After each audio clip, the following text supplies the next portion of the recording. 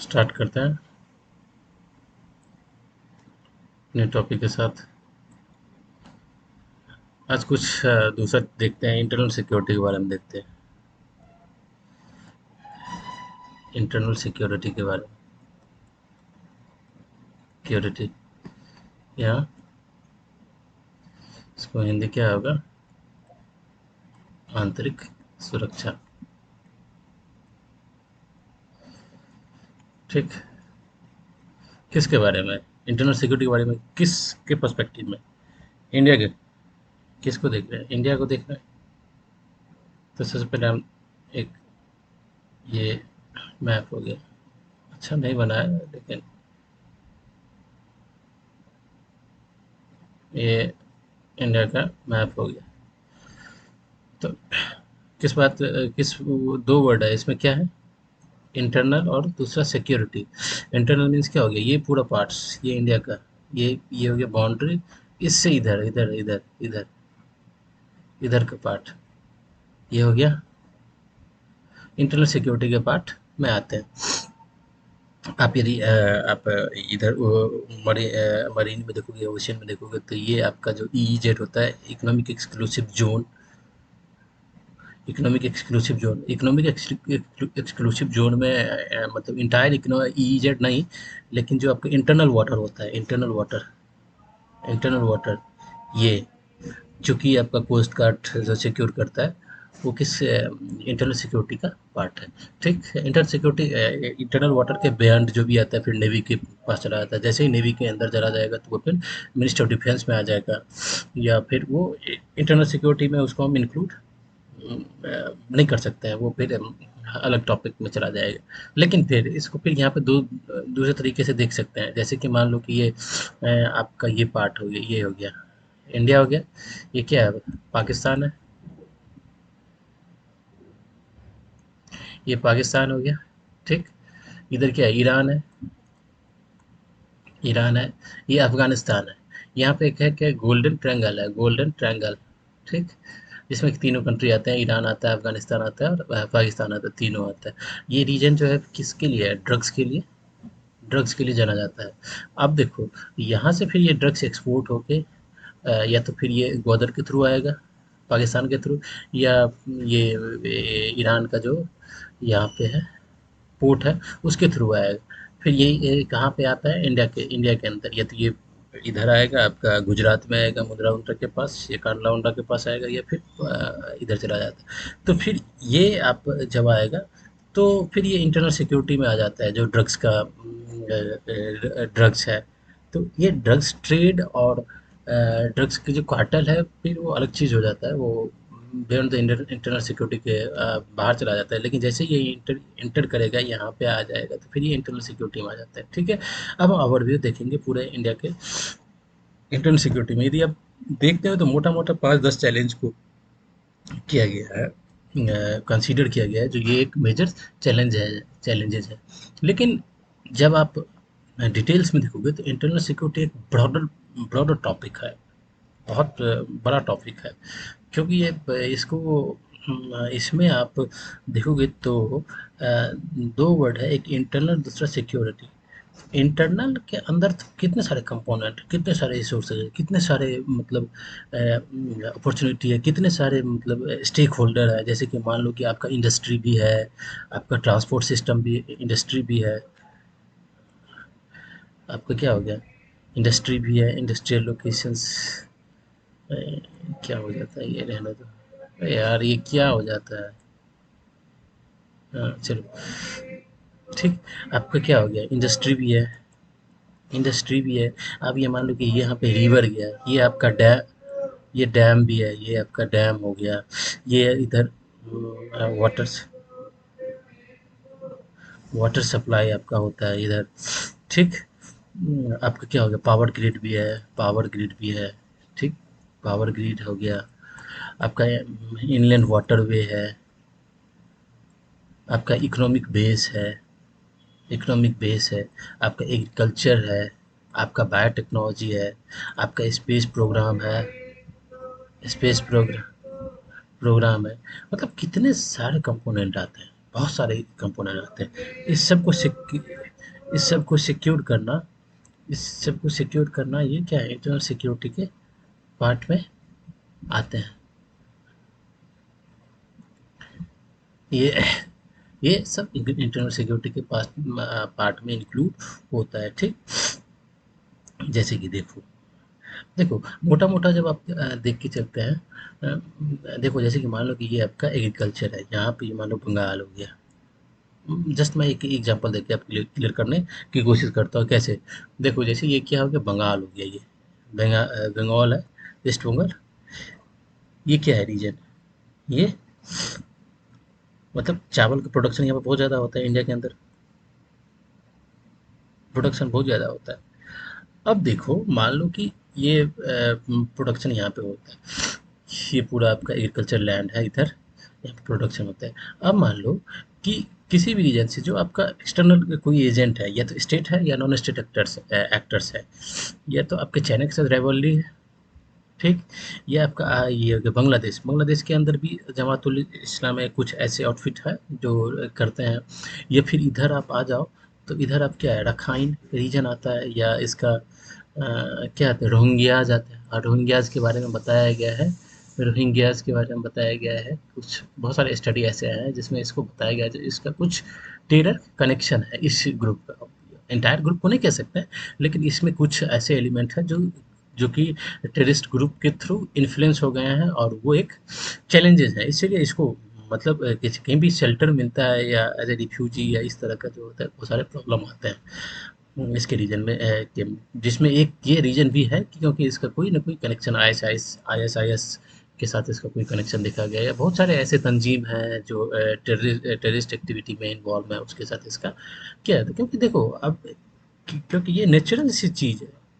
अब ये रोहिंग्याज है तो ये इकोनॉमिक एंड सोशल पॉलिटिकली हर एक मतलब हर एक डायमेंशन पर क्या है, वेल मतलब क्या है, डिप्रेस है। डिप्रेस क्या हुआ है इसको, पॉलिटिकल राइट्स नहीं है, सोशल राइट्स नहीं है, इसकी जो भी ह्यूमैनिटिक सप्लीमेंट होना चाहिए, जो इसको मिलना चाहिए, जो एज ए इंफ्रास्ट्रक्चर होनी चाहिए, जो इसकी ज़िंदगी के लिए एक एज ए मानव इसके लिए जो होनी चाहिए, एबिलिटी, जैसे कि जो हो गया रोटी कपड़ा मकान, ये सब जो एज ए इंसान इसको सबसे मिलना चाहिए, नहीं है। आप उसके पीछे क्या रीजन है, बांग्लादेश ये म्यांमार के अंदर क्या प्रॉब्लम है, नहीं प्रॉब्लम है, कौन इसके लिए रिस्पॉन्सिबल है, वो अलग टॉपिक हो जाता है। तो ये वल्नरेबल है, तो वल्नरेबल है तो इसको अपने बेसिक नीड्स को पूरा तो करना है ना किसी भी तरीके से। तो तब इसमें ना इसको फिर ये ये वल्नरेबल ग्रुप हो जाते हैं, और ये एक बहुत अच्छा एक मतलब क्या कह सकते हैं, जो बहुत अच्छा ये ग्राउंड बन जाता है किसको, रिक्रूटिव एजेंसी जो इस तरह के आउटफिट लगे हुए हैं वर्ल्ड में, ऐसा ऐसा है या और सारे तंजीम जैसे इस्लामिक स्टेट खुरासान है, फिर ऐसे-ऐसे नए-नए ग्रुप बनते ही रहते हैं। तो उसके लिए क्या होता है, फर्टाइल ग्राउंड हो जाता है जहाँ से जो यूथ है उसको वो मतलब बरगलाते हैं या ब्रेन वॉश करते हैं। रेडिकलिज़्म, फिर यहाँ से ये रेडिकलिज़्म होता है, रेडिकलाइज़ किया जाता है इसको, तो ये उस तरह से उसमें आ जाता है। तो फिर हो गया जैसे कि मान लो कि आपका, हाँ, तो इस रोहिंग्या के बारे में हम देख रहे हैं, तो जैसे कि मान लो यहाँ पे आपका एग्रीकल्चर है, आप यहाँ से कोई केमिकल अटैक हो जाए आपके पूरे एग्रीकल्चर लैंड पे, कोई केमिकल अटैक हो जाए, ठीक है, या कोई जेनेटिक कंटामिनेशन कर दे, कोई ऐसा वायरस यहाँ पे यूज़ कर दे, जिससे कि आपका क्या हो जाएगा, ये जो आपका ये क्रॉप लैंड है, जो ये जहाँ पे आपकी पैडी या ये चावल का जो प्रोडक्शन होता है, वो प्रोडक्शन खत्म हो जाए।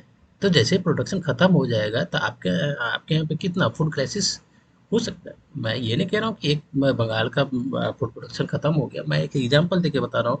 तो आपके पास है बहुत सारे रिसोर्सेज हैं, आपके यहाँ पे नहीं है तो यहाँ पे है, आप उसको फुलफिल कर सकते हैं। लेकिन जस्ट एक एग्जांपल ये दे के समझाने की कोशिश कर रहा हूँ, यदि यहाँ का इसको अटैक कर दे तो फूड क्राइसिस तो आ जाएगा ना, फूड इन्फ्लेशन तो आ जाएगा, इकोनॉमिक तो डैमेज होगी ना आपकी। इकोनॉमिक डैमेज होगा तो पॉलिटिकल रिपरकशन उसका होगा ही होगा। तो जस्ट ये देख के हम आपको क्लियर करने की कोशिश करते हैं, ठीक। जैसे नेक्स्ट देखो, जैसे कि आप अब जैसे कि हम बहुत सारे टॉपिक इंटरनल सिक्योरिटी में आता है, तो जैसे कि मान लो एक टेरर हो गया। अब जब टेरर को ही पढ़ेंगे ना, तो इंडिया के अंदर जो टेरर है, जो आपका ये हो गया, इधर के पार्ट्स हो गया, इधर के टेररिज्म, या इसको इसको सेपरेटिज्म भी कहते हैं। सेपरेटिज्म में भी आता है, सेपरेटिज्म में भी आता है, या ये टेरर एक्टिविटी में भी इधर नॉर्थ ईस्ट के बहुत सारे, इंटायर नॉर्थ ईस्ट तो नहीं मानेंगे, लेकिन बहुत सारा जो आपका ईस्ट बॉर्डर पे है, ये मणिपुर हो गया, नागालैंड हो गया, मेघालय में भी है, कुछ मिजोरम में भी है, इस सब स्टेट के अंदर ना कुछ है, कुछ बहुत सारे हैं। तो आपका यहाँ का टेरर और यहाँ का टेरर दोनों डिफरेंस है। दोनों टेररिस्ट ग्रुप में डिफरेंस है। दोनों के इवोल्यूशन, दोनों के इमरजेंस, दोनों का उद्भव में कारण डिफरेंस है। दोनों का जो ऑपरेटिंग स्ट्रेटजी, ऑपरेटिंग वे है, वो भी हम अलग है। दोनों को जो सपोर्ट कर रहा है वो अलग अलग है। दोनों को कौन सपोर्ट कर रहा है, क्योंकि टेरर यहाँ से ये यहाँ आके टेररिस्ट एक्टिविटी इन्फॉर्म मतलब एक्टिवेट करेगा या फैलाएगा, तो उसके लिए उसको क्या चाहिए, इंफ्रास्ट्रक्चर चाहिए। इंफ्रास्ट्रक्चर में जितने भी चाहे उसको फाइनेंशियल सपोर्ट चाहिए या टैक्टिकल सपोर्ट चाहिए, या फिर उसको क्या कह सकते हैं, जो उसको आर्म्स एम्यूनिशन चाहिए, या इसको यहाँ पे ग्राउंड वर्कर्स चाहिए। तो यहाँ के जो सारे फैक्टर्स हैं और यहाँ के जो सारे फैक्टर्स हैं, दोनों अलग अलग हैं। ठीक, तो फिर पढ़ेंगे यहाँ पे कौन से फैक्टर्स हैं, यहाँ पे टेररिस्ट एक्टिविटी के लिए, यहाँ पे कौन से फैक्टर्स हैं यहाँ पे एक्टिविटी के लिए। ठीक है, फिर जैसे कि एक टेरर हो गया, फिर एक आता है आपका रेडिकलिज्म। रेडिकलिज्म, अब देखो, जब आप रेडिकलिज्म देखोगे तो रेडिकलिज्म आप पढ़ोगे तो रेडिकलिज्म यहाँ पे है, लेकिन फिर यहाँ पे रेडिकलिज्म नहीं है। यहाँ पे रेडिकलिज्म नहीं करेंगे, नहीं देखेंगे, क्योंकि आप फिर देखेंगे यहाँ पे है, यहाँ पे क्यों नहीं है। तो फिर ये देखो, डिटेल स्टडी का मतलब ये होता है कि हर एक डायमेंशन, हर एक फैक्टर्स का स्टडी करना जरूरी है। तो फिर रेडिकलिज्म देखेंगे यहाँ पे, फिर यहाँ पे देखेंगे यदि ये आपका ये यहाँ पे है, तो आप एक चीज़ देख रहे हो, 90s में जाके जम्मू एंड कश्मीर से यहाँ पे जो कश्मीरी पंडित का पलायन हुआ यहाँ से, तो 90s में तो ये भी हुआ था जो अफगानिस्तान में तालिबान का क्या आ गया था, तालिबान कंट्रोल कर लिया था, टेक ओवर कर लिया था वहाँ के एडमिनिस्ट्रेशन को टेक ओवर कर लिया था। तो तालिबान को टेक ओवर करने के बाद से जम्मू एंड कश्मीर में किस तरह से टेरर एक्टिविटी और स्प्रेड कर दिया। ठीक है, एक तरह से ब्लास्टिंग मोड में आ गया था, ब्लास्ट करने लगा था, एक वेव की तरह आया था, जिसका कि रिपरकशन दिखे थे। जो क्या हुआ था, जो कश्मीरी पंडित तो यहाँ से उनको अपना घर से मतलब सब कुछ छोड़ के आना पड़ा था। ठीक, उसी तरह से फिर इसको हम फिर कंपेयर करके ये देखेंगे, जो अभी जो तालिबान ने टेक ओवर किया है, तालिबान ने जो टेक ओवर किया है, तो उसका क्या इफेक्ट है कि नहीं है जम्मू कश्मीर में, है कि नहीं है। यदि नहीं है तो क्या रीजन है, क्यों नहीं है। तो तालिबान का जो सपोर्ट करता है, तालिबान को कौन सपोर्ट है, पाकिस्तान। पाकिस्तान के अंदर कौन, आईएसआई, आईएसआई का सपोर्ट था। तो क्या आईएसआई का कंट्रोल तालिबान के ऊपर से हट गया, ये हटा तो क्यों, क्या हटा, क्या तालिबान की जो वर्किंग फंक्शंस था, या जो पहले, इससे पहले जब वो एडमिनिस्ट्रेशन को कंट्रोल करके रख मतलब टेक ओवर किया था 90s में, या मान के चलो उस टाइम किया था तालिबान को, तो उसके उस टाइम में और अभी के टाइम में क्या डिफरेंस है। हाँ? और उसका हमारे इसके जम्मू एंड कश्मीर पे कुछ इफेक्ट पड़ा है कि नहीं पड़ा है। ठीक, पाकिस्तान के पाकिस्तान का जो रिलेशंस है तालिबान तालिबान के साथ, पाकिस्तान का जो रिलेशन है तालिबान के साथ, क्या पाकिस्तान के जो अभी आपने सुना होगा कुछ, उसके डूरन लाइन जो पाकिस्तान की बॉर्डर को अफगानिस्तान से अलग करता है, डूरन लाइन पे भी फायरिंग हुआ था दोनों तरफ से। ठीक, तो फिर इसमें क्या फैक्टर्स है। इंडिया ने जो ऑफिशियली अभी तक हम रिलेशन इस्टेब्लिश नहीं किए हैं तालिबान के साथ, इंडिया का क्या स्ट्रेटजी होनी चाहिए, क्या स्ट्रेटजी होनी चाहिए, हमें उसके साथ रिलेशन को आगे बढ़ाना चाहिए कि नहीं बढ़ाना चाहिए, ये सबको देखेंगे। तो इसको से ये यहाँ पे फिर इंटरनेशनल रिलेशन आ जाता है, ये आईआर का टॉपिक आ जाता है, आईआर के टॉपिक आ जाता है। क्योंकि आप यदि तालिबान के साथ रिलेशन आपका नहीं मतलब इस्टेब्लिश करते हो, तो चाइना अफगानिस्तान का बॉर्डर चाइना से तो टच करता है, चाइना के लिए तो ग्राउंड हो जाता है। और चाइना जैसे ही इस सेंट्रल एशिया में इंटर करेगा, तो सेंट्रल एशिया में जो पावर वैक्यूम हुआ अमेरिकन को जाने के बाद, जो अगस्त में अमेरिका ने जो यहाँ से चला गया, उसके बाद जो पावर वैक्यूम हुआ, उसको यदि चाइनीज यहाँ पे उसको फुलफिल कर लेता है, उसको ऑक्यूपाई कर लेता है, तो हम तो यहाँ से बाहर निकल जाएंगे फिर। हम तो यहाँ से बाहर निकल जाएँगे, तो हम मेरा जो अफ़गानिस्तान के अंदर जितना भी हम